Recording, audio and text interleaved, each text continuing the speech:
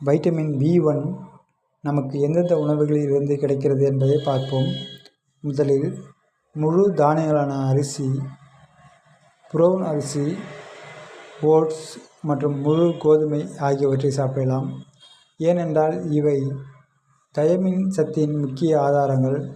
அடுத்து பருப்பு வகைகள் மற்றும் பீன்ஸ், குறிப்பாக கருப்பு பீன்ஸ், பயறு வகைகள் மற்றும் பட்டாணி ஆகியவற்றில் வைட்டமின் B1 நிறைய உள்ளது.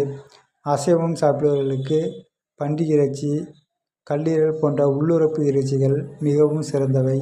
சைவம் சாப்பிடுபவர்களுக்கு சூரியகாந்தி விதைகள், பூசணி விதைகள் மற்றும் கொட்டைகளை சிற்றுண்டியாக சாப்பிடலாம். அத்துடன் ஊட்டச்சத்து ஈஸ்டை உணவில் சேர்ப்பது நல்ல பலன் தரும். இந்த உணவுகளை சாப்பிடுவதன் மூலம் நமக்கு வேண்டிய தயமினை பெற்று நாம் சுறுசுறுப்பாகவும் ஆரோக்கியமாகவும் வாழலாம்.